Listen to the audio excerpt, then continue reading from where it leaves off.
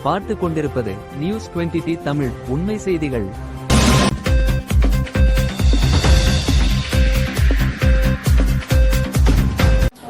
வணக்கம். திருச்சியில் நெடுஞ்சாலைத்துறை அமைச்சருக்கு மனு கொடுக்கும் போராட்டத்தினை நடத்திய தமிழ்நாடு நெடுஞ்சாலைத்துறை சாலை பணியாளர்கள்.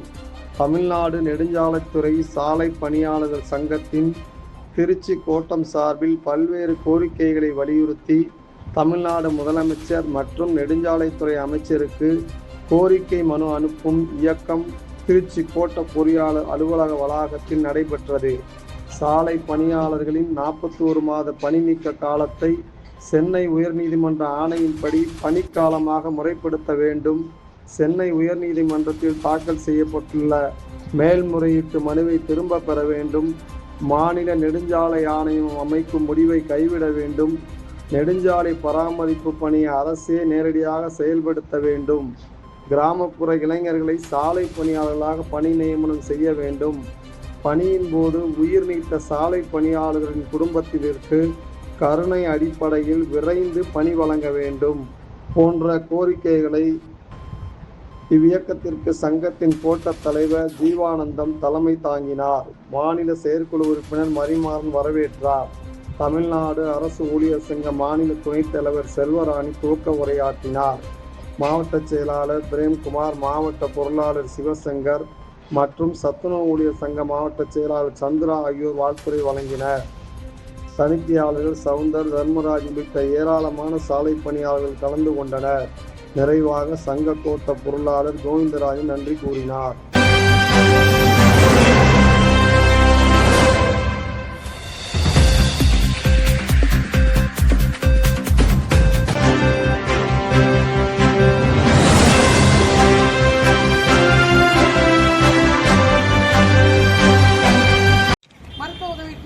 உங்கள் அனைவருக்கும் தமிழ்நாடு அரசு ஊழியர் சங்கத்தின் மாநில மையம் சார்பாக முதலில் வாழ்த்துக்களையும் வணக்கங்களையும் தெரிவித்துக் கொள்வதோடு நாம் இருக்கிற 35 பேருக்கு 35 பேர் காவல் பாதுகாப்பு கொடுத்திருக்க காவல்துறைக்கும் நம்மளுடைய செய்திகளை மாண்புமிகு முதல்வர் அவர்களுக்கும், துறைவாரி அமைச்சர் அவர்களுக்கும், இங்க இருக்கிற மாவட்ட ஆட்சியர் அவர்களுக்கும், துறையின் இயக்குநர் அவர்களுக்கும், கோட்ட பொறியாளர் அவர்களுக்கும் செய்தியாக கொண்டு செல்கின்ற ஊடக நண்பர்களுக்கும், அரசு ஊழியர் சங்கத்தின் மாவட்ட தலைவர் தோழர் பிரேம்குமார் அவர்களுக்கும், என்னோடு வைத்திருக்கிற மாவட்ட பொருளாளர் தோழர் சிவசங்கர் அவர்களுக்கும், ஏனைய இங்கு பணிபுரிகின்ற அத்தனை பேருக்கும் தமிழ்நாடு அரசு ஊழியர் சங்கத்தின் சார்பாக முதலில் வணக்கத்தை தெரிவித்துக் கொள்கிறோம்.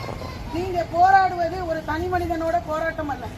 கிராமத்தில் இருக்கிற சாலைகள் ஒரு இடத்துல டோல்கேட் இல்லாம இருந்தாதான் விவசாயிகள் நிம்மதியாக பொழைக்க முடியும். இன்றைக்கு திருச்சியிலிருந்து மதுரைக்கு போகாட்டியும் இந்த சாலையில எத்தனை டோல்கேட் இருக்கு.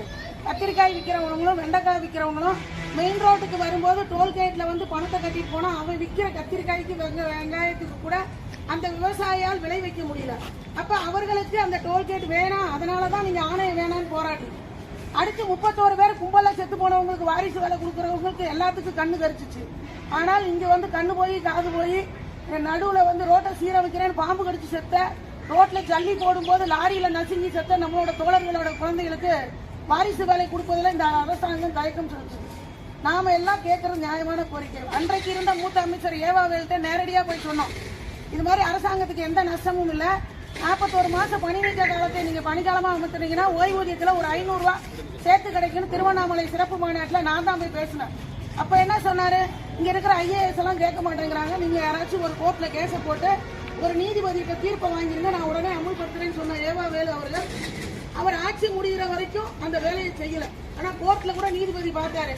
நாங்க மதுரையில இருந்து சென்னைக்கு போற வரைக்கும் கூட ரோடு நெகுன்னு இருக்கு. அதுக்கு இந்த சாலை பணியாளர்களோட உழைப்பு அர்ப்பணிப்போடு கூடியது. அதனால அந்த காலத்தையெல்லாம் அவங்களுக்கு பணிக்காலமா வச்சுங்க நீதிபதியே சொல்லிட்டாரு.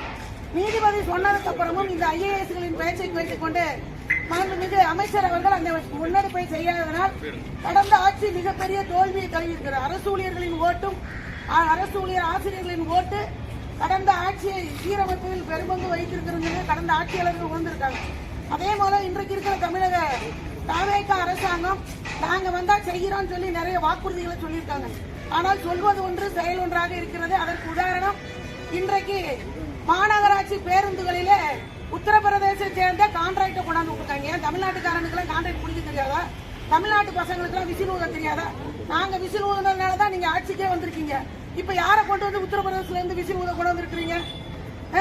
நியூஸ் 20D தமிழ் செய்திகளுக்காக திருச்சி செய்தியாளர் எச் பஷீர். உண்மை செய்திகளை உடனுக்குடன் தெரிந்து கொள்ள நியூஸ் 20D தமிழ் செய்திகளை சப்ஸ்கிரைப் செய்யவும்.